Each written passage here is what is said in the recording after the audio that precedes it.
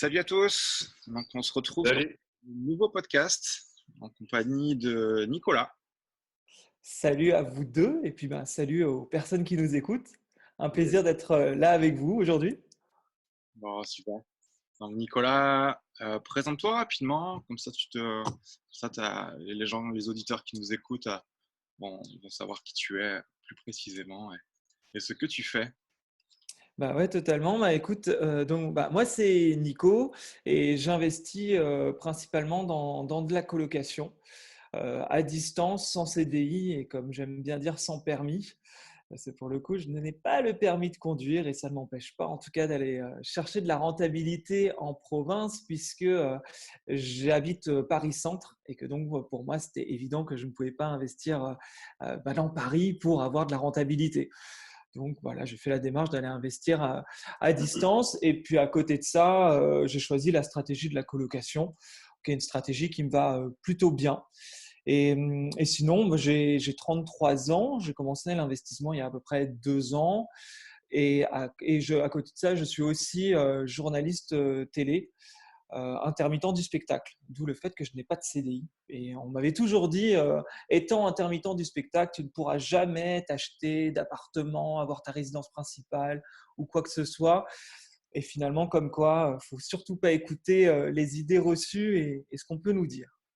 Ok, ok. Qu'est-ce Et qui du t'a- coup, pourquoi t'en es arrivé à l'immobilier? T'es journaliste, t'as un métier qui te plaît, je pense, parce que tu le gardes encore actuellement. Qu'est-ce qui a fait pencher la balance vers l'immobilier? En fait, non, le métier de journaliste n'est plus un métier qui me satisfait aujourd'hui. On va Ok, dire que je continue la télévision parce que c'est des contrats, parce que ça me permet de renouveler mes heures. Et l'avantage en fait de l'intermittence, c'est qu'une fois qu'on a travaillé 507 heures, on a le droit à 1 an de chômage. En gros, c'est ça que ça veut dire. Donc 507 heures, ça équivaut à 3 mois de travail à peu près. Ce qui est assez fou quand on dit que, voilà, moi en général, je travaille sur une émission on va dire, de septembre à avril, et de avril à septembre, je suis en vacances. Ce ok, qui laisse quand même beaucoup de temps à côté pour faire d'autres choses. Mais en fait, pourquoi je suis tombé dans l'immobilier, en soi, ce n'était pas du tout quelque chose qui était prévu parce que je suis issu d'une famille, mon père est artisan, ma mère était elle aussi, elle était plus dans le côté aide-soignante, enfin vraiment dans des milieux qui n'avaient strictement rien à voir. Et moi, j'ai été touché par, on va dire, la fibre musicale très jeune, vers mes 10 ans. Et j'ai fait de la musique pendant quasi 20 ans. C'est affreux de dire ça, le temps qui passe. Je me dis, oh là là, coup de vieux. Et donc, forcément, j'étais déjà le seul à vouloir faire quelque chose d'artistique dans ma vie, mais en aucun cas, j'avais des parents qui étaient à vouloir investir dans l'immobilier. Eux, ils avaient acheté leur résidence principale qu'ils ont revendue quand ils ont divorcé. Et depuis, d'ailleurs, aucun des deux n'a racheté de résidence principale. Donc, c'est-à-dire que vraiment, l'immobilier, ce n'était pas quelque chose qui était inné chez moi. Et ce qui s'est passé, c'est que je suis parti en Asie. J'ai eu un ras-le-bol justement de mon boulot et je suis parti en Asie faire de l'humanitaire en Inde. Et ça a découlé sur 6 mois de voyage entre la Malaisie, le Japon, les Philippines, le Vietnam, l'Inde. C'était absolument fantastique. Et quand je suis rentré, j'ai dû retourner travailler, j'ai dû retourner faire mes heures parce qu'il fallait bien que je mange et que je paye mon loyer parisien, hein, pour mon petit 25 mètres carrés à 850 euros. Et c'est vrai qu'à partir de là, j'ai su qu'il y avait quelque chose qui avait changé dans ma vie, que je devais trouver des solutions pour, en tout cas, quitter peut-être Paris, quitter mon boulot, etc. Et en fait, de fil en aiguille, n'ayant plus d'argent après ce voyage de 6 mois, j'ai loué mon appartement sur Airbnb. Et à ce moment-là, même Airbnb, c'est pas du tout. Je louais mon appartement, mais c'était, ça me permettait tout simplement de ne pas payer de loyer, parce qu'en général, j'arrivais à me faire 800 000 euros de location dans le mois. Mais là, ça s'est vite arrêté parce que l'un des voyageurs m'a ramené des punaises de lit. ah, Donc ça, c'est vrai que j'en entends peu parler, en tout cas la stratégie voilà, de la location courte durée. Mais en très peu de temps, moi, j'ai connu les galères que pouvait être le Airbnb avec les punaises. Et donc, j'ai dû repartir de chez moi, ce qui a été un peu compliqué. Alors, ça a été plusieurs événements comme ça qui se sont enchaînés. J'ai également eu ma proprio qui a décidé de mettre fin à mon bail après 12 ans de location, à la même période où il y avait les punaises de lit. Donc, ça a été un enchaînement pour moi de choses un peu catastrophiques parce que clairement, j'étais là, mais comment je vais m'en sortir? Et c'est là que j'ai eu un déclic parce que j'ai remarqué qu'il était plus simple pour moi d'acheter un appartement que de retrouver une location à Paris. N'ayant pas de CDI, trouver une location à Paris en étant intermittent du spectacle, c'est l'enfer. Par contre, ma banque me suivait pour une résidence principale. Et étant assez têtu, j'ai sauté sur l'occasion. J'ai trouvé en plein mois d'août un appartement. Alors, accrochez-vous bien, il coûtait 183 000 euros pour 14 mètres carrés. Donc, c'était effectivement un appartement très cher, mais on était dans le centre de Paris. Il y avait une mezzanine, il était charmant. C'était un deuxième et dernier étage avec très peu de charges. Et je me suis dit, ça, c'est pour moi. Et à partir de là, j'ai trouvé un courtier qui m'a fait un super taf. J'ai eu 3 financements, 3 banques qui me suivaient pour ça, alors que je n'avais pas d'argent de côté, que je partais, j'avais quitté la France pendant 6 mois, donc je n'avais pas eu de fiche de paie pendant 6 mois. Donc rien, pour moi, c'était même dingue que la banque puisse me suivre pour une telle somme pour une résidence principale. Et de fil en aiguille, j'ai regardé un peu sur YouTube des questions autour de l'immobilier et je suis tombé sur plusieurs vidéos de personnes qui disaient ne surtout pas acheter sa résidence principale. Et là, je me suis dit, mais est-ce que je ne suis pas en train de faire une connerie? Sauf que j'avais déjà eu mon accord de prêt, mes offres de prêt, tout était fait. Et il se trouve que quand j'ai voulu ne pas acheter cet appartement, la banque m'a dit « Je suis désolé, monsieur, mais étant donné que tout est fait, vous ne pouvez pas revenir en arrière. Vous êtes obligé aujourd'hui d'acheter votre appartement. » Et j'étais là, mais c'est dingue en fait que ça soit si simple et que même une banque là ne souhaite plus ne plus me donner d'argent. Et je trouvais cette histoire complètement folle. Et j'ai eu de la chance, c'est qu'il y a eu un problème avec le notaire. Il y avait un document en gros qui avait été oublié lors de la rédaction du compromis. Et j'ai eu le droit, j'ai dû re-signer en fait un avenant au compromis qui m'a remis sur les 10 jours où je pouvais me rétracter. Et 2 jours avant la signature finale, je me suis rétracté de cet appartement. D'accord. Pour pouvoir faire du locatif. Et tous mes amis m'ont dit, mais t'es complètement fou. Ma famille m'a dit, mais t'es complètement malade, t'es intermittent, t'as pas de CDI. Là, la banque te prête de l'argent, tu peux être propriétaire à Paris et tu refuses tout ça. Et j'ai dit, oui, je refuse tout ça. Alors, je me suis mis beaucoup de personnes un peu à dos.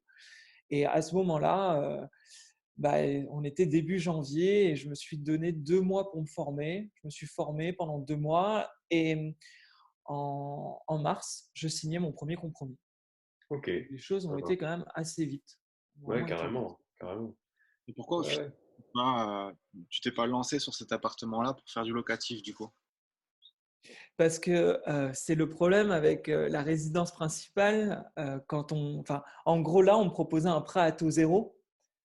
Et le prêt à taux zéro faisait que j'avais interdiction de louer l'appartement pendant 6. Alors, je vais peut-être dire. Non, je ne dis pas. 5 ou 6 ans, ouais, c'était ça. 5 ans, logiquement, c'est 5 ans. Ouais. Et du coup, même la courtière avec qui j'avais eu affaire m'avait expliqué, parce qu'elle ne voulait pas que je lâche le dossier, parce qu'elle avait sa com au bout, etc. Et c'était assez étonnant, parce que je lui avais dit, oui, mais comment je fais? Et elle avait dit, oui, mais bon, vous ne pouvez pas louer votre appartement pendant 5 ans.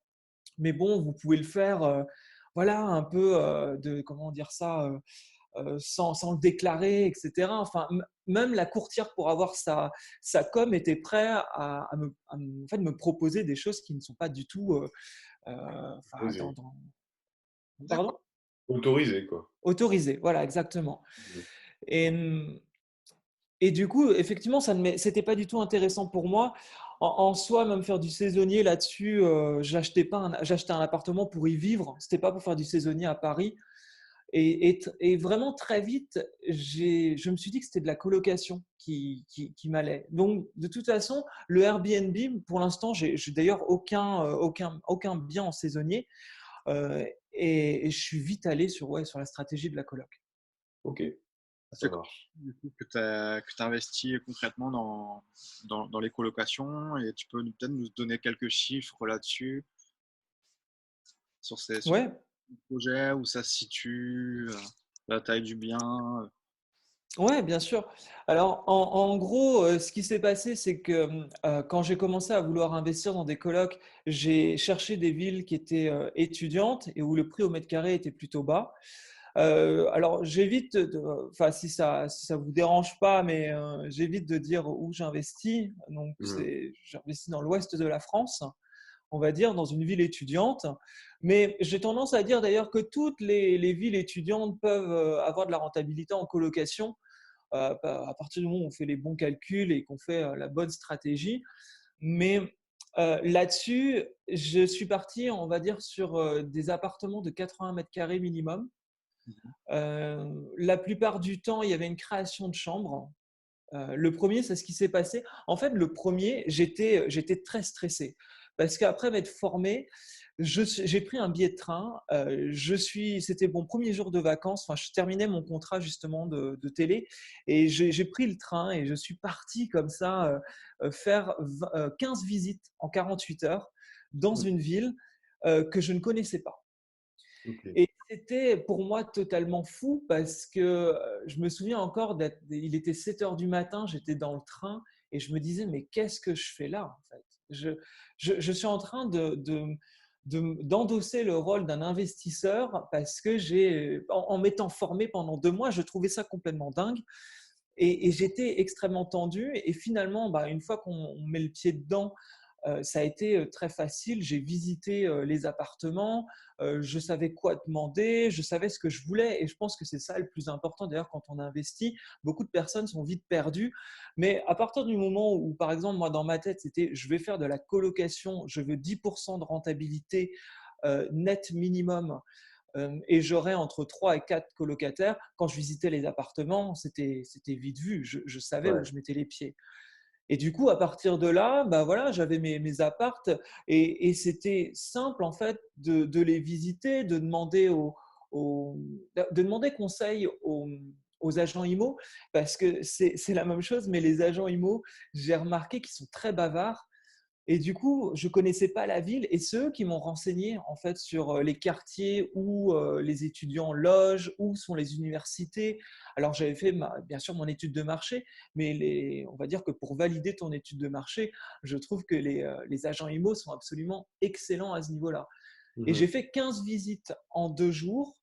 J'ai fait plusieurs offres du coup, et il y en a une qui est passée et c'était pour un appartement de 80 mètres carrés 82 exactement, au prix de 64 000 euros, frais d'agence inclus. Donc le Ok. prix était très bas. On était à, il me semble, 750 euros du mètre carré à peu près. Par contre, il y avait absolument tout à refaire. L'appartement était à l'abandon, ça faisait à peu près 1 an, 2 ans qu'il n'avait pas été habité.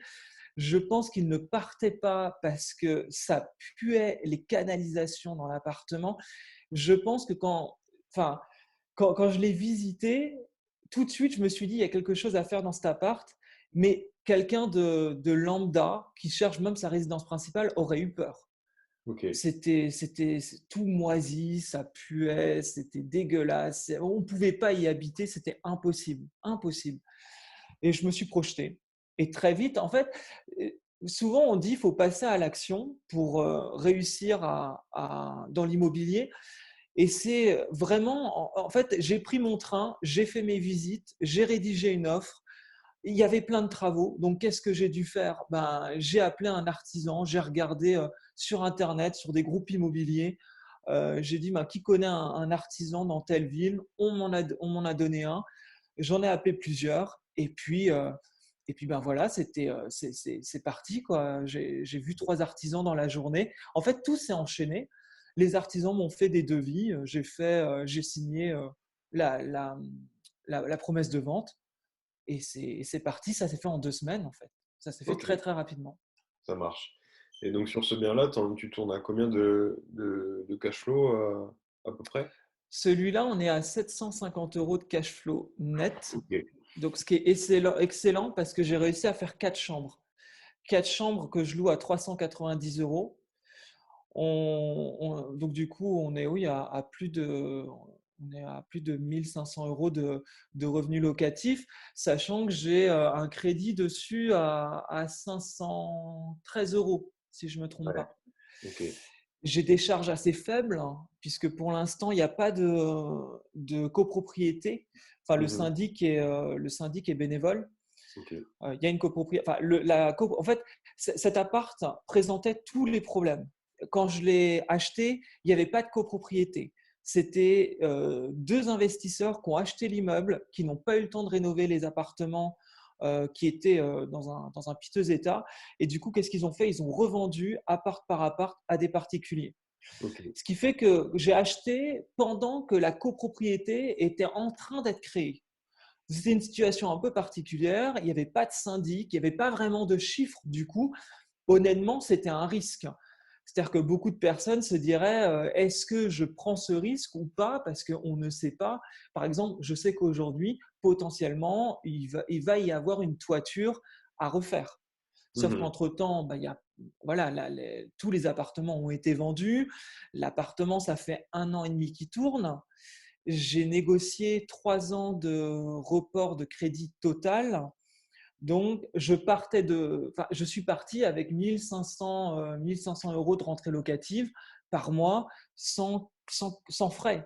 Donc, forcément, ça m'a permis de créer une épargne de sécurité Ouais. et du coup, de ne pas être stressé si aujourd'hui il y avait un problème de toiture. Mais entre Mhm. guillemets, la bonne affaire, je ne pouvais pas laisser passer cette bonne affaire, sachant que je savais que j'avais un temps quand même assez long pour mettre de l'argent de côté pour voir venir les problèmes. Ok, ça marche. Ok. Donc là, tu investis uniquement dans des appartements ou tu as peut-être des immeubles de rapport aussi derrière? Comment?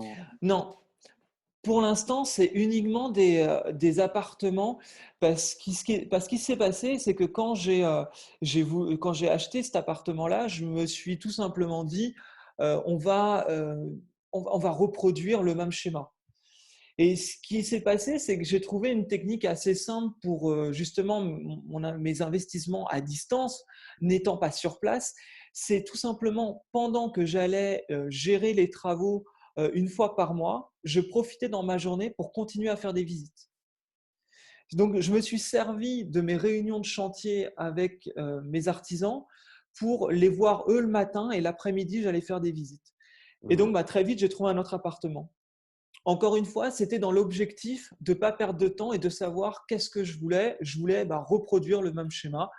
Donc, bah, j'ai continué à chercher des appartements de 75-80 mètres carrés pour du 3-4 chambres. Et vu que les agents immobiliers connaissaient ma recherche, je n'ai pas voulu les perturber avec de nouvelles recherches. Donc, je suis resté très focus sur bah, je veux à nouveau une nouvelle colocation. Et bah, très simplement, j'ai retrouvé un autre appartement qui correspondait à ces mêmes critères. Il y avait moins de cash flow parce que pour le coup, on était sur du 3 chambres, mais les prix ont très vite augmenté et j'ai su que je pourrais peut-être pas retrouver cette affaire-là. Et je trouve important de des fois se dire que ça ne sert à rien de vouloir chercher, comment on va dire ça, mais la pépite absolue. Parce que des Mhm. fois, il vaut mieux passer à l'action avec des biens qui ont de la rentabilité où de toute façon, il y a du cash flow, plutôt que toujours chercher un bien à 15% de renta. Et ce bien-là, ben, on ne le trouve pas forcément. Donc, Non. j'ai préféré en tout cas enchaîner.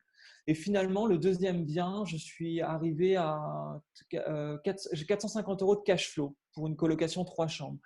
Donc, bah, 450 euros de cash flow net, ça me semblait aussi très raisonnable. Et j'étais de toute façon à 10% de rentabilité nette. Donc, Ok. ça m'allait. Ouais, ouais. Non, mais tu as raison sur la partie.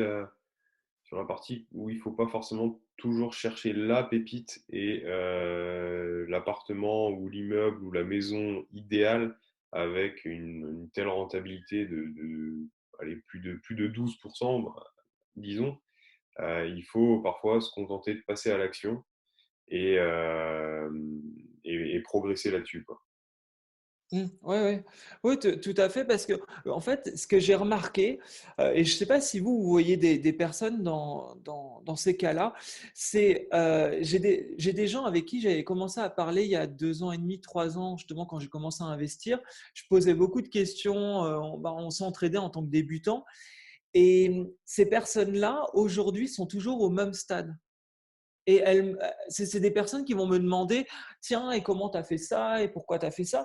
Et souvent, je leur dis, parce que bon, au bout de 2 ans et demi, on commence à se connaître, je leur dis, mais toi, t'en es où du coup? Parce que c'est vrai que là, j'ai l'impression que tu n'as toujours pas investi.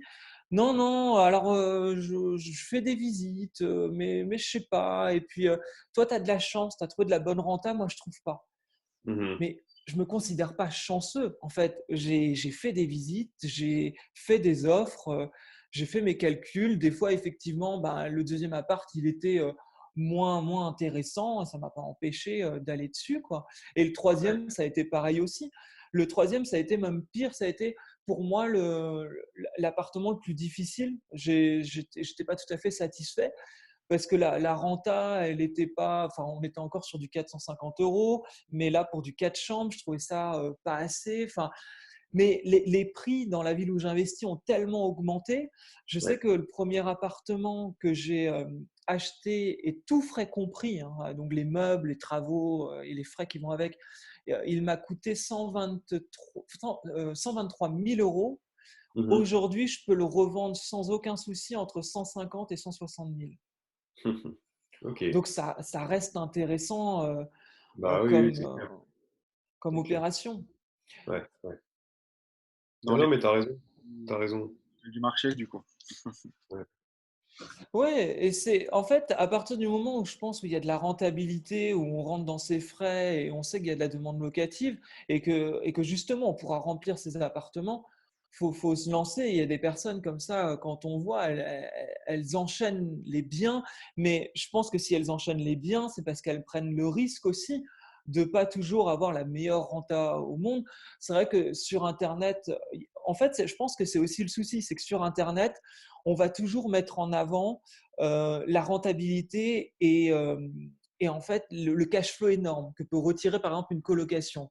Donc on va avoir des titres de vidéos qui vont être, comme on peut appeler dans le jargon, un peu putaclic, quoi, finalement. Ouais, ouais, ouais. Mais à côté de ça, c'est pas le cas de tout le monde. C'est des exceptions. Mon premier appart, on est à 750 euros de cash flow avec un prix au mètre carré de 750 euros, pour le coup du prix au mètre carré. C'était très bas, c'était génial, mais c'est pas tout le temps comme ça. Non, Il non, y a non. des bonnes affaires qui sortent par moment et le reste du temps, bah, tu as 10% de renta, tu es content et tu y vas. Et des fois même, si tu as 9% de renta, tu peux y aller aussi. C'est Ouais, pas ouais. dramatique, quoi. Non, non, après, il y a la renta, il y a le cash flow, il y a plus de choses que la renta à prendre en compte. Et c'est là-dessus qu'il faut étudier vraiment précisément le projet. Après, il y a l'optimisation du bien aussi, tu vois. Le fait de passer un trois chambres en 4 chambres, bah forcément, ton cash flow, il va augmenter énormément. Ah bah, oui, oui. Ah ouais, de toute façon, dans une colocation, c'est assez simple. La plupart du temps, les appartements, il y a beaucoup d'appartements qui font 2 chambres avec un salon, salle à manger. Et le coût classique, c'est de fermer la salle à manger, d'en faire une chambre. Et là, je pense que la plupart des personnes qui investissent dans la coloc ont cette stratégie-là. Et du 2 chambres, tu le transformes en 3. C'est C'est ça. assez simple, hein. C'est franchement là-dessus, oui, c'est assez simple. Et ce que j'ai fait du coup aussi pour augmenter ma rentabilité, ça a été de mettre des chambres assez chères. Parce que par exemple, le premier appartement, je suis à 390 euros. Donc j'étais dans le haut, enfin, on va dire dans un prix assez haut là où j'investis au niveau des prix des chambres. Par contre, le deuxième appart, je suis passé à 430 euros la chambre, ce qui est le prix d'un T1, voire T2. Ok. voire d'un 80 mètres carrés un peu Hmm. insalubre, comme on Ouais. peut trouver des fois sur le marché. Mais ce que je veux dire par là, c'est que en mettant une déco, par exemple pour le deuxième appart, qui était un style industriel, un style new-yorkais, avec un baby-foot, un mur en briques, je voulais vraiment recréer cette atmosphère-là. J'ai vite compris que j'étais le seul sur le marché à proposer une Ok. prestation comme ça, avec Netflix, la télé dans chaque chambre, l'ambiance un peu à la Friends, comme la. Pardon. Il y a une petite alarme, il me semble. Ouais.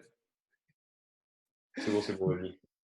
Donc, une ambiance un peu à la Friends. Et en fait, l'appartement, j'ai réussi à le louer donc, au prix de 430 € la chambre avant même que les travaux soient finis. Parce que j'avais une chambre qui s'était libérée dans le premier. Donc, j'avais mis une annonce pour le premier, sauf que très vite, la chambre, bah, elle a été prise. Et ce qui s'est passé, c'est qu'on me disait, mais enfin, très naturellement, est-ce que vous avez d'autres apparts? Et je disais, bah oui, mais enfin là, les travaux ne sont pas terminés, ils seront terminés d'ici un mois, donc pour l'instant, c'est un peu compliqué, vous ne pouvez pas le visiter. Et j'expliquais le concept. La salle de bain était terminée, donc j'avais envoyé la photo de la salle de bain. Et les gens me disaient, mais en fait, ça m'intéresse, je veux bien le réserver, sans même, en fait, en créant de l'émotion au locataire. Vous allez être dans un appartement new-yorkais avec un mur en briques, avec un baby-foot, ça va être une coloc à la Friends, vous allez vous sentir bien, il y aura Netflix.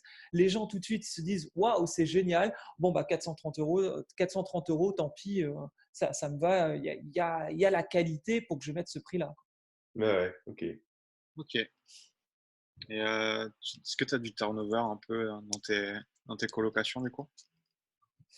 Alors, oui, alors, enfin, non, enfin, oui et non. En fait, ce qui s'est passé, c'est que, par exemple, le premier appartement, je me suis retrouvé à avoir des problèmes de voisinage. Ça, c'est quelque chose, pour le coup, je ne referai plus la même erreur. Et si je peux donner un conseil, ça va être de demander dans une copropriété d'aller voir les voisins et pas d'aller voir un voisin, mais plusieurs voisins. Parce que là, quand j'ai commencé à meubler l'appartement, donc oui, c'était le premier, je me suis retrouvé à ne pas pouvoir dormir la nuit tellement qu'il y avait de bruit dans l'appartement d'à côté. Mais des soirées à la Projet X. C'est ça le nom du film, non? Ouais, c'est ça, c'est ça. Ouais, je me plante pas. Projet X. C'était des soirées de fou. Le plancher de mon appart tremblait de vibrations. Ah Et ouais. c'était complètement dingue. Et à ce moment-là, je me suis dit, mais je ne pourrais jamais louer l'appartement à des gens parce que mais les colocataires, ils vont se barrer tout de suite. Et j'ai complètement flippé. J'ai commencé à appeler les flics, à me renseigner auprès. Alors, il n'y avait pas de syndic, donc c'était ça aussi la problématique. Donc, à me renseigner auprès des voisins, à me renseigner auprès des propriétaires, parce que du coup, c'était des apparts qui étaient en location. Et en l'occurrence, c'était ces fameux propriétaires qui vendaient tout l'immeuble entier. Donc, j'avais leur Ok. contact, puisque c'est à eux que j'avais acheté mon appartement. Et eux, au début, bon, ils ont commencé à tenter des choses, mais on va dire que ça a diminué. Mais j'étais vraiment pas sûr quand je l'ai mis en location que ça allait s'arrêter et ça n'a pas loupé. Il y a eu des problèmes de bruit, ce qui fait que j'avais 2 chambres qui étaient touchées. On va dire qu'en 3 mois, j'ai dû avoir entre 3 et 4 colocataires qui sont partis, Ah ouais, quand ce même. qui est Ouais, énorme. ouais, C'est beaucoup et c'était dû au bruit, clairement. ok. En fait, on dit souvent dans une colocation, ah là là, c'est des étudiants, ils vont faire du bruit, ça va être compliqué, t'as pas peur qu'ils détruisent ton appart, etc. Le problème, c'est que moi, dans mes colocs, j'ai que des gens calmes. J'ai que des gens qui veulent bien faire leurs études ou qui sont des jeunes actifs, parce que c'est vrai que je dis ça, mais j'ai des jeunes actifs qui ne sont pas là pour faire des soirées tous les soirs. Et donc, bah, du coup, le bruit, ça les dérange. Ok. Et ouais, franchement, au tout début, je me suis dit, ça va être le bazar. Si je dois commencer à rechercher du monde à distance, faire des entrées et des sorties à distance tous les mois, ça va vite me gaver. Mhm. Donc là, qu'est-ce que j'ai fait? Bah, j'ai cherché des solutions pour régler le problème. Euh, j'ai été voir les voisins qui faisaient du bruit, j'ai encore une fois appelé les flics, j'ai appelé les proprios. Et au fur et à mesure, vu que l'immeuble, parce que j'étais le premier à avoir rénové un appartement dans cet immeuble hein, qui était laissé à l'abandon, mais au fur et à mesure, des gens ont commencé à finir leur rénovation des appartes. Donc, il y a eu des gens qui se sont installés en résidence principale. Eux aussi étaient gênés par le bruit. Donc, à force d'être plusieurs et d'aller contre les un ou deux voisins qui faisaient où il y avait des problèmes, eh ben, on a réussi en tout cas à faire en sorte que le calme revienne. Depuis, j'ai plus eu de problème de turnover et globalement, j'en ai pas d'ailleurs. Dans mes apparts, j'ai plus de soucis. On va dire que souvent, je trouve que le turnover vient avec des problèmes externes. En général, après, si on prend un étudiant, on sait que l'étudiant peut se barrer en juin. C'est comme ça, Ouais, tu le sais de base, donc tu t'y prépares. Quand c'est un jeune actif, je trouve qu'il n'y a pas de règle parce qu'un jeune actif peut se barrer au bout d'un mois. C'est ce que j'ai eu un cas comme ça. Le mec, il était génial.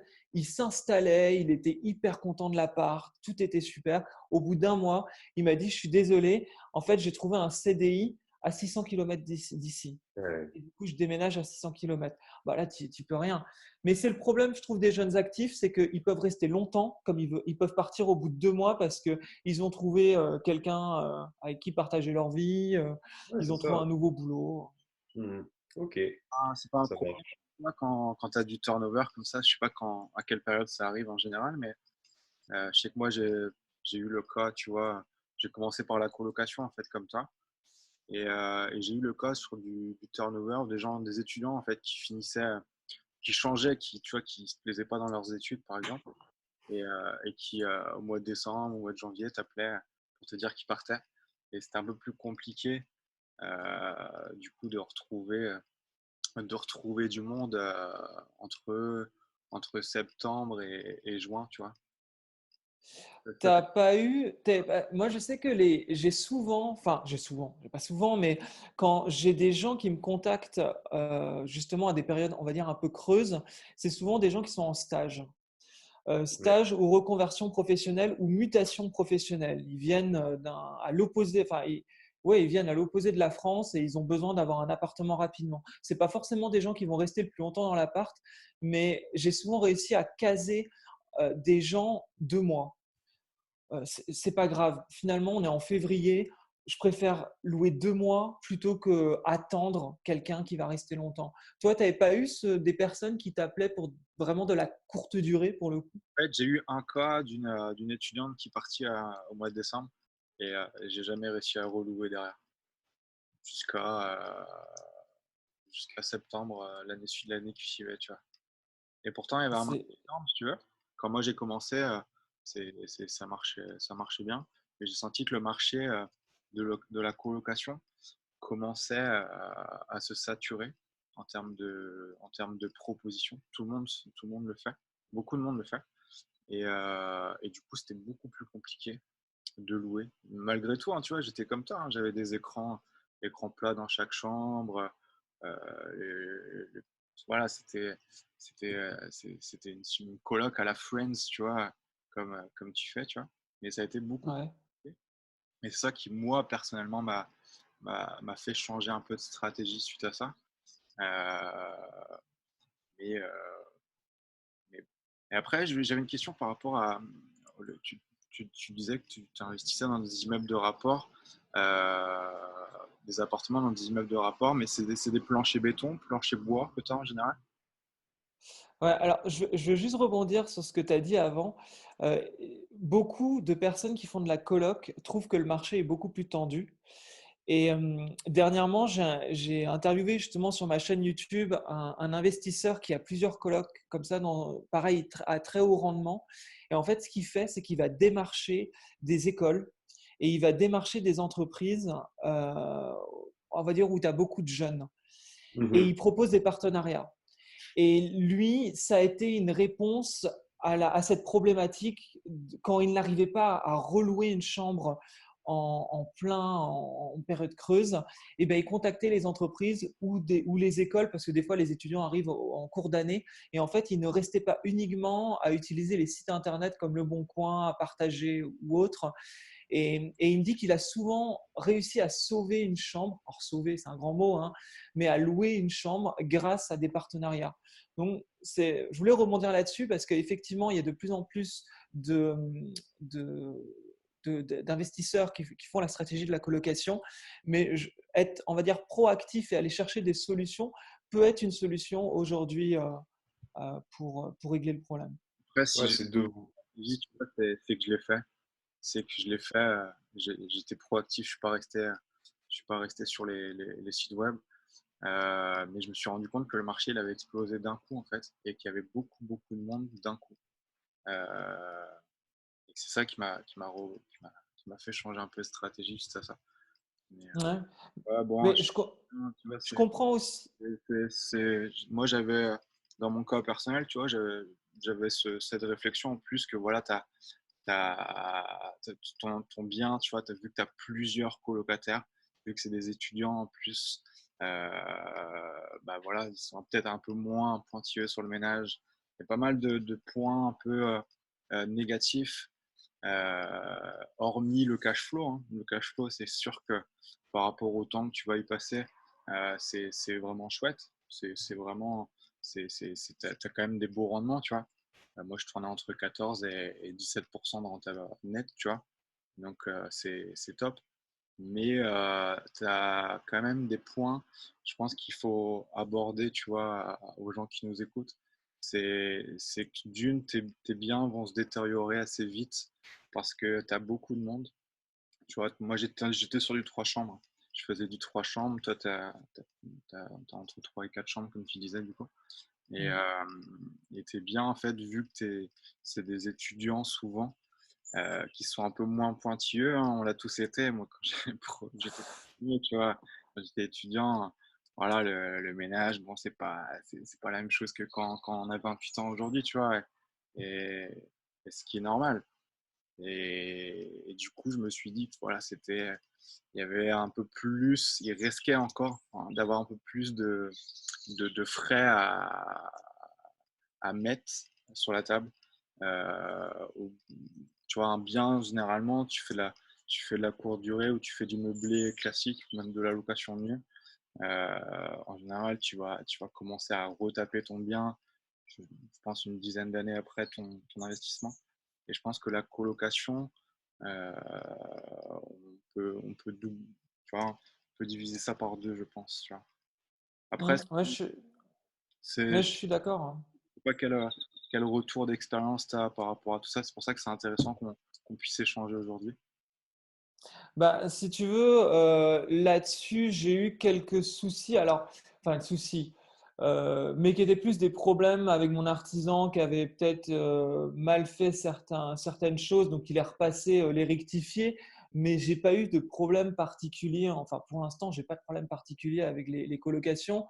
On va dire que j'ai même une des colocs où les gens sont plus que maniaques, ce qui fait que tout est rangé dans des pots. Enfin, il y en a un qui est vegan, là, il y en a une des étudiantes, elle mange des graines. Tout est méga rangé, méga propre. Il y avait eu un peu de moisissure qui était arrivée au niveau de la fenêtre. Euh, Ils m'ont tout de suite appelé, ils m'ont dit ça va pas, il y a de la moisissure, il faut vite faire quelque chose. C'est-à-dire qu'ils étaient très très carrés et à la limite je préfère ça, hein. Mais là-dessus j'ai effectivement une coloc qui elle est nickel. Les autres par contre oui ça peut être oui c'est plus étudiant. Maintenant, c'est ce que tu as dit, c'est qu'à un moment donné, il y a aussi une rentabilité qui est là.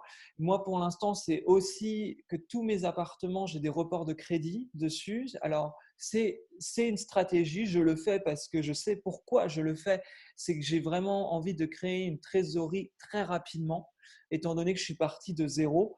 Donc, beaucoup de personnes me disent, mais pourquoi tu passes pas en amortissement aujourd'hui, parce que ça fait quand même maintenant 1 an et demi que ça tourne, mais j'ai Mhm. un objectif financier à atteindre avant de passer en amortissement. Donc ça, c'est un choix. Et pour le coup, la colocation, c'était très simple pour atteindre des chiffres, les chiffres que je voulais atteindre. Après, je suis d'accord avec toi que les biens peuvent du coup, oui, se dégrader plus facilement.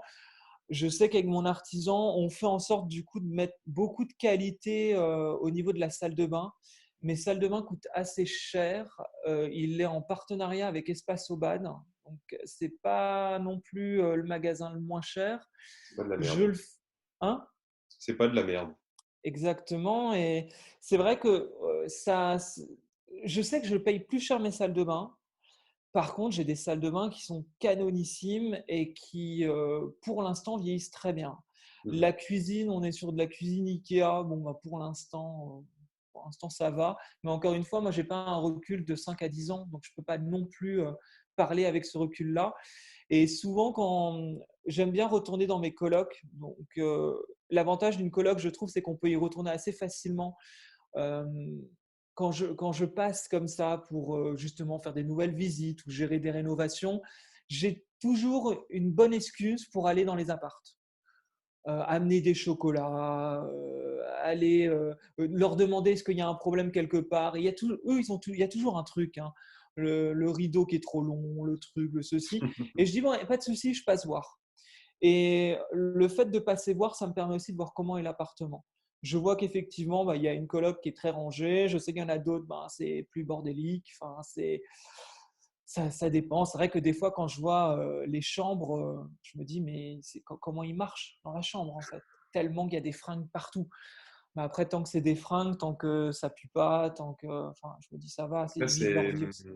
c'est un risque, enfin, c'est un risque, c'est une contrainte de la colocation, mais faut peser le pour et le contre vis-à-vis du cash flow et de la rentabilité qu'il y a derrière, quoi. Peut-être que oui, forcément, tu vas devoir refaire des travaux un petit peu plus régulièrement, et encore, c'est pas toujours le cas, tu vois, tu as une coloc qui est hyper propre, mais par contre, à côté de ça, tu vas gagner de l'argent avec ce bien-là, donc mis l'un dans l'autre, bah voilà, c'est un choix à faire dès le début. Est-ce que tu as envie de prendre un peu plus de risques et d'avoir peut-être des travaux à faire régulièrement, un petit peu plus régulièrement, mais en contrepartie, tu vas gagner plus d'argent aussi, quoi. Et c'est pour ça que c'est important de choisir sa stratégie. Toujours C'est pareil, ça. quand on commence à investir, que ce soit de la location courte durée, de l'immeuble de rapport ou un simple meublé à l'année étudiant, faut bien choisir parce qu'effectivement, les problématiques ne seront pas du tout les mêmes. Et les gens qui commencent à investir, des fois, se sentent un peu perdus et ça se comprend parce que, enfin, ça se comprend. Disons, il faut vite savoir qu'est-ce que toi tu veux, quel est le ratio cash flow en merde. Ouais, c'est C'est ça. un petit peu ça. C'est ça. Exactement Et ça. je rebondis sur la question que tu posais, Romain, qui était intéressante. Tu me demandais aussi, est-ce que c'était du plancher bois ou de la dalle béton? Ouais.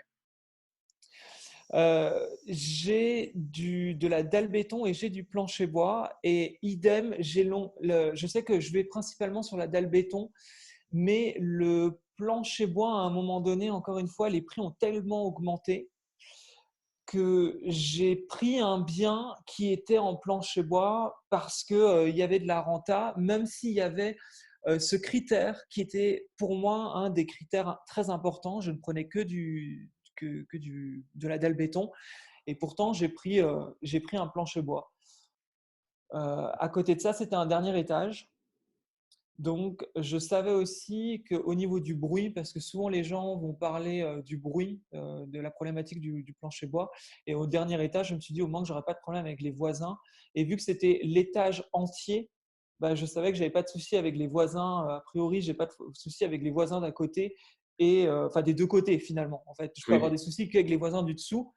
Mais bon, pour l'instant, pareil, j'ai pas de recul là-dessus puisque cet appart, il est en travaux et il est même plus qu'en travaux, il est en arrêt vu la situation aujourd'hui puisque à l'heure où on enregistre ce podcast, on est en période coronavirus. Donc c'est là, c'est ça. en arrêt. C'est ça. C'est ça. Ok, ça marche. Bien, par rapport Euh, à la ouais. période, à l'instant, est-ce que c'est pas quelque chose qui peut te faire peur par rapport au prix de l'immobilier suite à tout ça? Le coronavirus? Ouais, le fait d'avoir acheté l'immobilier avant une potentielle crise comme ça, sur un marché qui était quand même assez haussier? Écoute, non, moi ça me fait pas peur parce que à partir du moment où le bien tourne, en fait, ce qu'il faut se dire, et je pense que ça vous en avez conscience tous les deux, mais aujourd'hui l'immobilier ça reste sûr dans le sens que tout le monde a besoin de se loger. Il y aura toujours des étudiants dans une ville étudiante, il y aura toujours des jeunes actifs qui vont déménager. Le coronavirus met aujourd'hui en pause tout un pays, voire le monde entier. Mais à partir du moment où cette crise, en tout cas la crise sanitaire du coronavirus va disparaître, les gens vont reprendre leur vie et vont continuer à travailler, à faire des études, etc. À partir du moment où il y a de la rentabilité, bon, bah, mes biens, je continue à les vendre. Je compte pas, enfin, même si le marché immobilier s'écroulait, l'idée, c'était pas de revendre mes appartements dans 6 mois. Donc, n'étant pas sur de l'achat-revente, ça me fait pas vraiment peur. Et je suis plus, je fais partie des gens à me dire où vont être les opportunités après cette crise sanitaire. Je suis Mhm. plus à aller me dire peut-être qu'on va pouvoir faire des super coups grâce au coronavirus. En ce moment, je suis plus dans cette optique de c'est génial d'être bloqué chez soi parce que ça laisse un temps fantastique pour faire plein de choses. Ouais. Donc, je me dis le coronavirus, c'est positif pour le temps qu'on peut dégager pour soi, mais également pour les prochaines opportunités qui vont arriver sur le marché dans les mois à venir. Tout à fait. Yes, c'est ça. Qu'est-ce que tu préfères dans l'immobilier? On a compris que tu faisais de la coloc principalement, mais il y a autre chose aussi que tu adores tout particulièrement, c'est la décoration. Si tu peux Ah nous en oui, parler oui, un peu. je pensais bien que tu allais parler de ça. Bah ouais, effectivement, bah, c'est vrai que la déco, bah, j'en ai un peu parlé avec le loft new-yorkais, mais c'est vraiment un domaine. Enfin, en fait, l'immobilier, j'aime bien chercher les biens, j'aime bien les négocier, la partie banque et tout ça. Enfin, en fait, moi, c'est plus le challenge d'atteindre mes objectifs. Et ensuite, la partie qui m'amuse le plus, ça va être de donner une âme à un intérieur. Et c'est même pas que de la déco. Souvent, je trouve que le mot décoration, tu as l'impression de voir Valérie Damido débarquer et peindre un mur et foutre, Pardon. on va dire, et mettre une plante sur une table. Mais c'est plus que ça parce qu'en fait, tu vas en parler même avec ton artisan de la décoration quand tu vas faire une salle de bain. Une salle de bain, la déco, c'est quoi? Ça va être la faïence, ça va être le carrelage. Et faire une salle de bain entièrement blanche, bah, je trouve que c'est de se priver d'une salle de bain qui aurait un peu plus de caractère, qui serait plus présente enfin, quelqu'un qui fait du Airbnb, peindre tout en blanc, mettre un cadre au mur et une salle de bain toute blanche. À mon sens, c'est pas la bonne technique parce que le Airbnb est amené à se développer également. Enfin, en tout cas, il y a une concurrence qui est là. Donc, à un moment donné, il faut aussi faire des décos qui soient différentes. Et la décoration commence avec le choix des matériaux, à savoir la cuisine. Est-ce que la cuisine va être blanche? Si elle est blanche, est-ce qu'on met un mur de couleur? La salle de bain, est-ce qu'on va mettre des carreaux de ciment pour donner du caractère? Si on met des carreaux de ciment, est-ce qu'on les met dans la douche? Est-ce qu'on les met au sol? Donc, c'est aussi tout un travail qui se fait avec l'artisan. Et c'est donné. En fait, ce que j'aime bien, c'est créer vraiment euh, une atmosphère qui soit, en fait, on se sente bien dans un appartement, c'est une chose, mais qu'on fasse vivre une expérience au locataire. Mhm. C'est souvent ce que j'essaye de faire, de façon à me différencier pour avoir le moins de vacances locatives, être l'annonce sur laquelle on va cliquer en priorité sur le bon coin parce que la photo, tu te dis, ah putain, ça, je connais pas, j'avais pas vu, ça donne envie et pour pouvoir louer plus cher. C'est pour ça que pour moi, la décoration est importante et ne se résume pas uniquement à un mur de couleurs et à une plante verte. Ça va plus loin. Et là-dessus, donc en général, j'aime bien retrouver l'idée d'une déco. Donc, bah, je m'étais dit, quand j'avais visité la Stapart pour la coloc, que j'ai fait le style américain, je ne sais pas pourquoi, j'avais vu un grand salon et le grand salon, on allait casser le mur, ça ouvrait sur la cuisine. Alors évidemment, on n'est pas sur un plateau façon loft américain avec une grande verrière à New York, mais juste je me suis dit, tiens, pourquoi pas faire de cet espace quelque chose d'un peu new-yorkais. En fait, new-yorkais, c'est pas compliqué, hein. C'est un mur en briques rouges, c'est des tons un peu foncés avec une cuisine noire, ça va être un baby-foot. Enfin voilà, on va jouer avec des codes et souvent, c'est ce que je dis, pour aller trouver de l'inspiration, tu vas sur Pinterest, hein, C'est ça. déco loft new-yorkais et tu auras déjà tous les éléments. Tu n'as pas besoin de… En gros, on ne te demande pas de construire un loft new-yorkais, on te demande juste d'apporter des éléments qui sont de ce style-là. Et très vite, ça crée forcément quelque chose de différent. Et pour mon premier appart, j'avais utilisé… En fait, c'était assez drôle. J'ai fait un appartement très propre. Et à la fin, je me suis dit, il est fade. L'appartement est fade. Alors, il est propre, hein, il est blanc, il est refait à neuf, tout a été refait. Par contre, il n'y a aucun risque. Il n'est pas personnalisé, il n'est pas personnel. Enfin, il n'est pas pour moi l'appart, mais je me suis dit.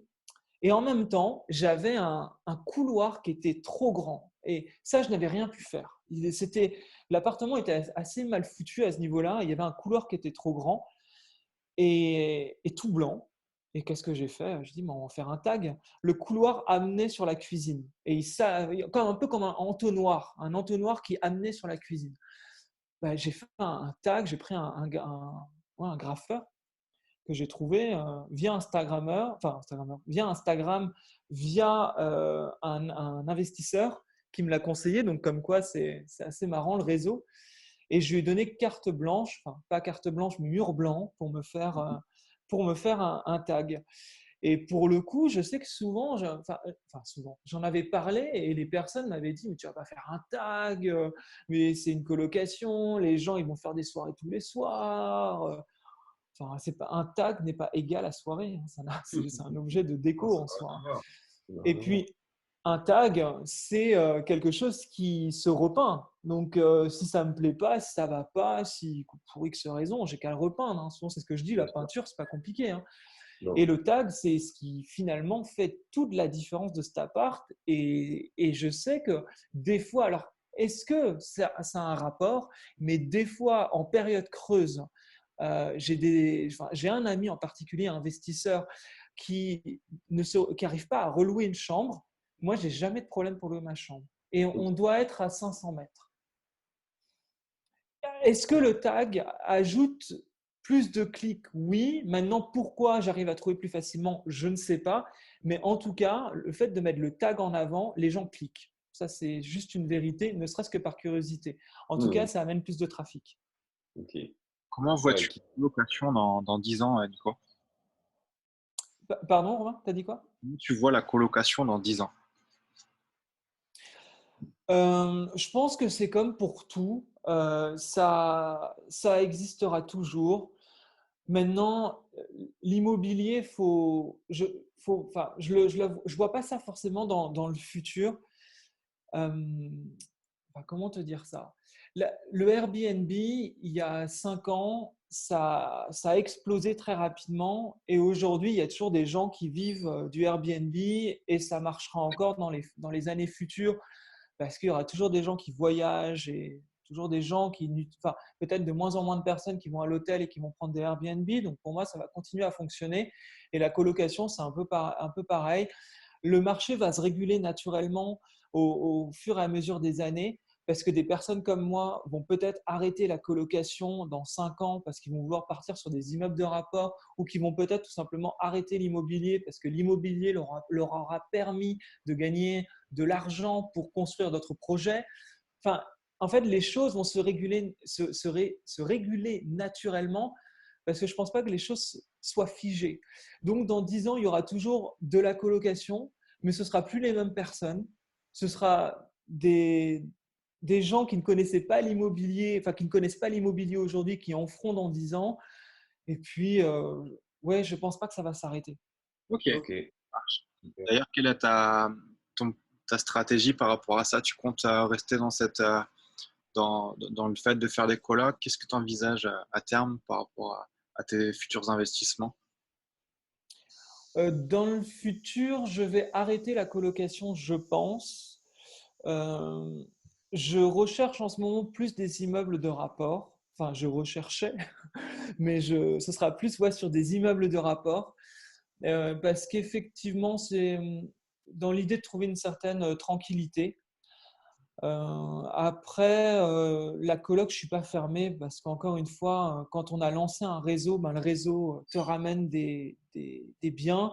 S'il y a un bien qui est intéressant, c'est une coloc, je ne vais pas dire non. À partir du moment où tu connais très bien le marché d'une ville, bon, ben, toujours pareil, j'ai de la chance de pouvoir négocier des bons reports de crédit avec ma banque. Donc, je ne prends pas de risque.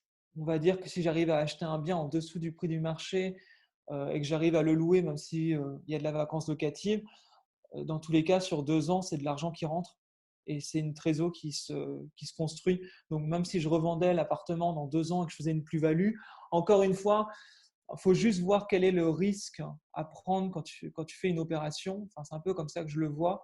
Le risque pour ne pas perdre d'argent, c'est ça, c'est le minimum. Et puis, bah, surtout, comment faire pour en gagner. Donc, je ne suis pas pour de la colocation là à 100%. Surtout que là, en ce moment, donc là, il y a la problématique du coronavirus, mais j'ai aussi eu un problème avec un artisan.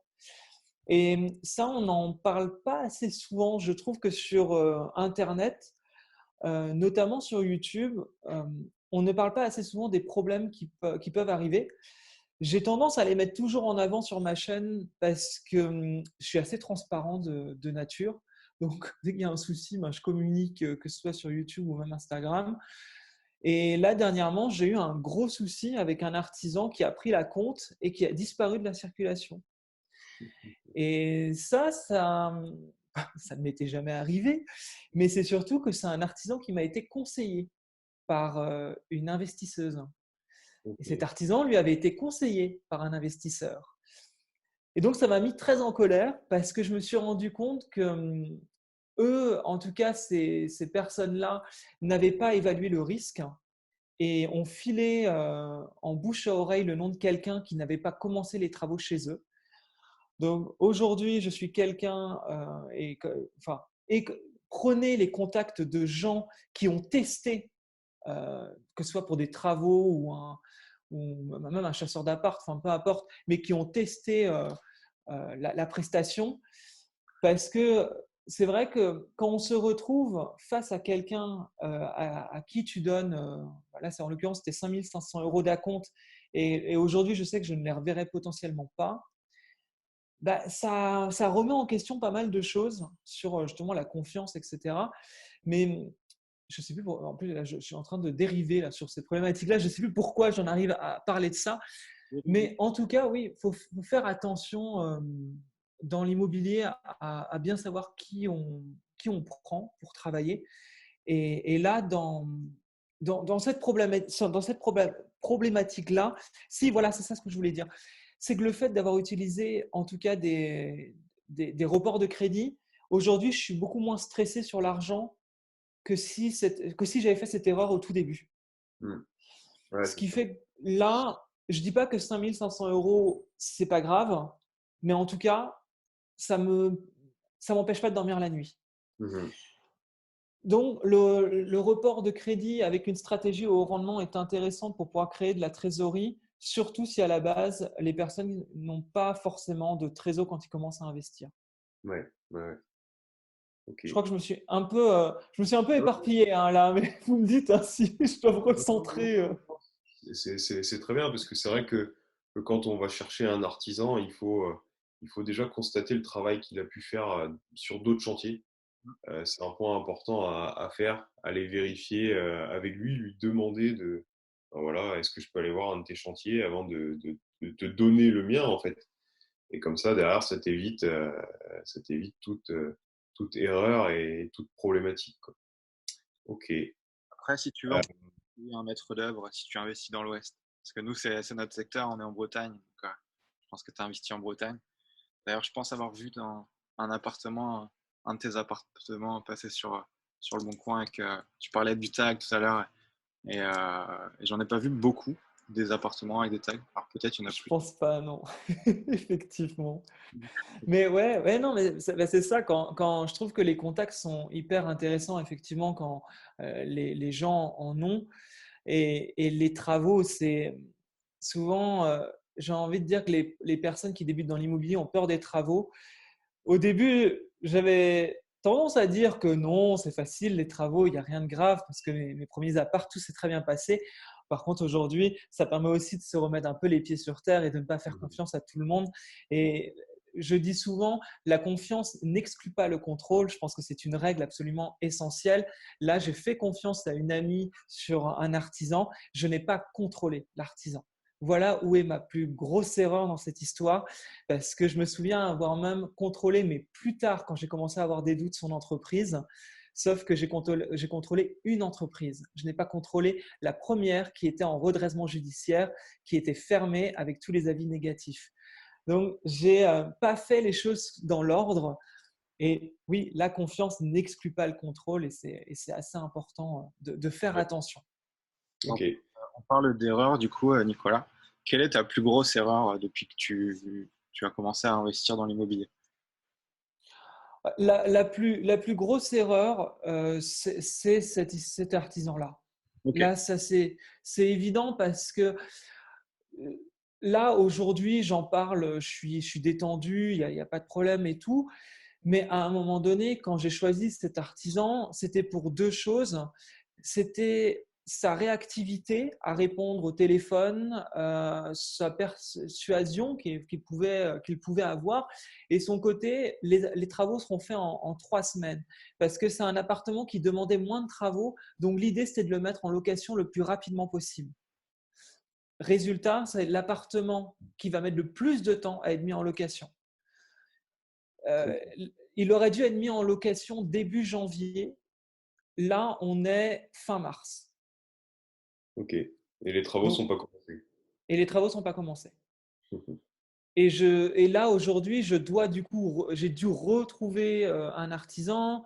Alors, j'ai de la chance, entre guillemets, c'est que je vais sûrement reprendre l'artisan qui avait fait mes autres appartes, qui n'était Mhm. pas dispo à la base cette année. Sauf qu'encore une fois, avec le coronavirus, lui, il y a des chantiers qui sont annulés. En fait, il a un créneau là potentiellement dans un mois, mais c'est très énigmatique, enfin, c'est très hypothétique parce que on ne sait pas où on sera dans un mois, on ne sait pas Ouais. si les artisans pourront bosser comme là, ils peuvent bosser, mais de toute façon, les magasins sont fermés. Enfin bref, ça, c'est les problématiques du moment. En tout cas, ce que je veux dire par là, c'est que effectivement, j'ai vraiment fait l'erreur de ne pas vérifier ça. Et le conseil que je dirais, que je peux donner, c'est vérifier absolument les artisans, vérifier les contacts qu'on vous donne et même si vous faites confiance à la personne, ouvrez les yeux, quoi. Ok.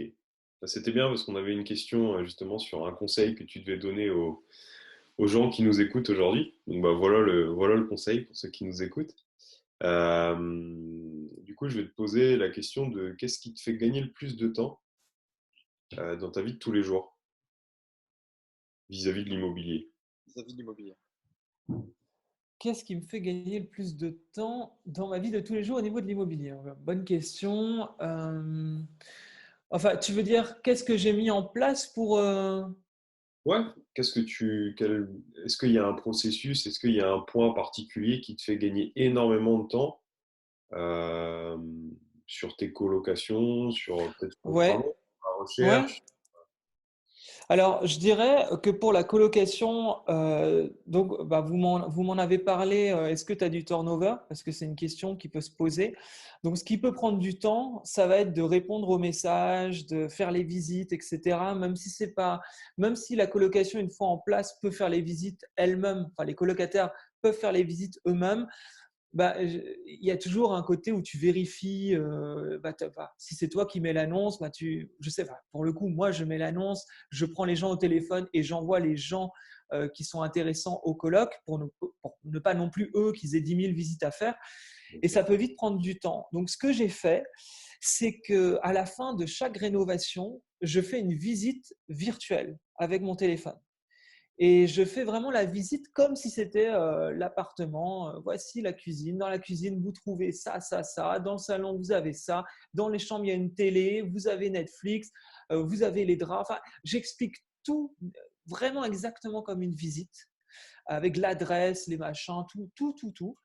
Et en gros, quand je reçois une réponse sur le Bon Coin, j'envoie un mail type avec cette vidéo. Déjà, je sais les gens qui sont vraiment intéressés et ceux qui ne le sont pas. Donc Ok. ça me fait quand même gagner beaucoup de temps et ça permet d'écrémer quand même pas mal de personnes touristes qui des fois envoient des messages alors qu'ils ne sont pas forcément intéressés, qui ne cherchent pas tout de suite, etc. Donc le fait d'avoir déjà tout de près, même l'annonce, elle est déjà rédigée, les photos sont déjà prêtes dans un dossier, ce qui fait que si j'ai un turnover à faire, l'annonce, je peux la mettre en ligne en 45 secondes et les prévisites sont déjà prêtes. Ok. Ouais, c'est top. C'est top. Ok, bon, bah, c'est cool. Je pense qu'on a fait plus ou moins le tour, Nicolas. Euh, Ouais. qui tu pourrais nous recommander sur ce podcast? Quelqu'un, un investisseur, un artisan, quelqu'un, une personne qui te vient en tête. Pour faire le podcast. Ouais. Ouais, comme toi, en fait. Fais une interview. Il y a Quelqu'un pas mal. d'inspirant, quelqu'un qui t'a aidé, quelqu'un qui te permet d'avancer tous les jours Un ou mentor un autre. en immobilier, un artisan, peu importe. Quelqu'un qui te vient en tête et qui t'inspire. Bonne question, mais il y a pas mal de gens. En soi, c'est très bête, mais tous les influenceurs, enfin influenceurs, c'est un mot. Enfin, je veux dire, les gens qui communiquent sur leur immo sur Instagram ont tendance à m'influencer. Là, tu parlais en Bretagne. Je sais que j'aime beaucoup ce que fait François Briand, Ok. que vous devez D'accord. peut-être connaître. Oui, Et je l'avais interviewé pour une vidéo YouTube. Et je sais que j'avais aimé sa façon de voir les choses au niveau de l'immobilier et on avait été d'accord au niveau de la décoration, que c'était important. Et il met beaucoup d'énergie à la décoration de ses biens. Donc je suis assez sur la même longueur d'onde que lui à ce niveau-là. ok, ça marche. C'est noté. On essaiera de le faire venir sur le podcast, du coup. Ouais. Ah bah oui, je pense que ce Euh, sera pas compliqué. non, non. Surtout dans cette période. Ouais, c'est clair. Est-ce qu'il y a un sujet qu'on n'a pas évoqué que tu aurais aimé qu'on évoque? Ou alors tu penses qu'on a fait le tour de la question et... Non, je pense qu'on a fait le tour, surtout que euh, en- en- après, enfin, c'est vrai qu'on pourrait aller on pourrait parler de investir à distance, comment Ouais. automatiser au maximum, parce que c'est vrai qu'il y a plein de choses comme ça qui peuvent être automatisées.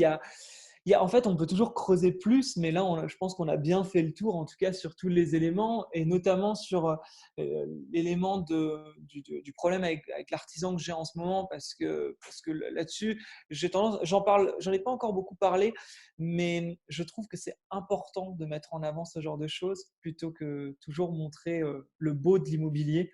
Mm. Mais, et c'est souvent ça, c'est assez drôle parce que quand je parle avec des amis investisseurs qui sont eux-mêmes très présents sur les réseaux sociaux, ça m'est déjà arrivé de leur envoyer un message et de leur dire mais non mais dis-moi, t'as des merdes, hein. C'est pas possible, oui, c'est pas que moi quand même. Et je suis toujours content d'entendre, mais oui, bien sûr, en ce moment, j'ai une chambre libre et je la remplis pas. Et ça me fait plaisir parce que je me dis, à un moment donné, faut pas non plus montrer que l'immobilier, c'est uniquement être sur une plage déserte, avoir des colocations et des Airbnb qui tournent totalement automatisés, parce que c'est clairement pas que ça, quoi. Non, non, non, c'est clair. C'est clair. Ok, Ok. bon. Qu'est-ce que tu fais après cette interview, Nicolas? Qu'est-ce que tu as prévu de faire aujourd'hui? Euh, Qu'est-ce que j'ai? Là, je vais continuer à finir d'enregistrer ma formation déco. Ah oui, ok. C'est ce que je vais continuer mon petit montage là-dessus. Bah, justement, en parlant de ça, on proposera à tous ceux qui écoutent un petit lien pour la formation qui sera dans la description du podcast. Donc, si ça vous intéresse, n'hésitez pas à, à cliquer dessus et puis aller voir ce que propose Nico. Voilà. Qu'est-ce que Ce qui est, tu peux proposer concrètement sur ta Dans la formation? formation, en fait, Ouais. ce que j'ai trouvé intéressant, c'est qu'on m'a souvent posé la question, mais où tu fais tes décos? Est-ce que tu prends un décorateur d'intérieur? Et en l'occurrence, non. Je fais moi-même mes décos, enfin, je fais mes propres choix hein, là-dessus. Et beaucoup de personnes n'ont pas la logique, n'ont pas d'idée, sont vite perdues. C'est vrai qu'on se retrouve dans un appartement dégueulasse. Des fois, c'est pas évident si on n'a pas de créativité de se dire bon bah on va faire tel style, on va mettre ce meuble là, on va faire le mur de telle couleur. Et les gens sont vite perdus. Et j'ai constaté que la décoration c'est la même chose que les maths. C'est des règles à connaître. Ouais. Une fois qu'on connaît comment fonctionnent les couleurs, on ne peut plus se tromper. Parce qu'il y a une règle au niveau des couleurs, une fois qu'on la connaît, c'est assez simple. Trouver des idées, bah, c'est assez simple aussi. En général, il faut s'inspirer, il faut savoir où s'inspirer, faut savoir quoi noter. Et du coup, c'est un peu dans cette formation, c'est vraiment créé pour les investisseurs. C'est tu veux rénover un appartement qui ne soit pas juste un appartement où tout sera blanc, où il n'y aura rien d'intéressant, où tu ne vas pas justement créer le clic ou l'avenue sur ton profil Airbnb. C'est des techniques et des astuces pour créer le coup de cœur tout de suite. En fait, c'est ça. Donc, il y a plusieurs modules. Le premier module où on va parler d'inspiration avec des exemples parce que je trouve que la déco, avant tout, c'est des exemples à reproduire. Donc, si toi, tu n'as pas envie d'aller les chercher sur Internet, parce que c'est souvent ça le truc, si tu ne t'intéresses pas à la déco, c'est que tu n'as pas envie d'aller fouiller non plus pour chercher des décos sur Google. Donc, le Mm. but, c'était de condenser des astuces pour pour les investisseurs de façon à qu'ils soient efficaces. Donc, au niveau de l'inspiration, des couleurs, de l'ameublement, pièce par pièce, le b.a.-ba, les erreurs à éviter et qu'est-ce qui fonctionne pas avec des exemples. Il y a juste qu'à reproduire. Et également le logiciel 3D que j'utilise, où pareil, je montre comment j'ai créé une déco et que j'ai reproduit une déco grâce à un logiciel 3D pour pouvoir me projeter sans justement me dire est-ce que ça va fonctionner ou pas. Finalement, avec la 3D, j'ai tout de suite su et comment faire Et- des belles photos. Parce que pareil, hein, justement pour cette formation, je vais chercher des fois un petit peu sur le bon coin des photos. Mais enfin, excusez-moi, mais c'est à chier. Enfin, Mm. les photos, il fait nuit, c'est pris à contre-jour. Même si la déco est pas mal, c'est même pas mis en valeur. Ça, c'est pareil. Je montre l'application que j'utilise pour faire les retouches photos, le filtre qui marche très bien, qui est un filtre très Airbnb. Parce qu'aujourd'hui, qu'est-ce qu'on vend? On vend quand même quelque chose de beau. Ouais. Donc, c'est de vendre ça. Donc, c'est vraiment condenser des astuces qui permettent aux gens de réussir une déco sans se prendre la tête. C'est un peu ça, c'est de le faire rapidement. Parfait. Bon, bah, si ça intéresse du monde, bah, ce sera dans la description du podcast. Et puis, n'hésitez pas. Voilà. Bah, c'est parfait. Je pense qu'on a fait le tour. Où est-ce que les gens peuvent te retrouver, du coup, Nico? Sur quel réseau principalement tu... Bah, ils peuvent me retrouver sur nico.investisseur sur Instagram, mais aussi sur Nico Investisseur ou Nico Oser Investir sur YouTube. Parfait, ça marche. Bon, Super. je pense que c'est OK pour tout le monde. Bonne fin de journée, bonne continuation et puis à une prochaine. Merci Nico. Ah bah, Merci. Ciao. merci à vous pour l'invite. À bientôt. Salut.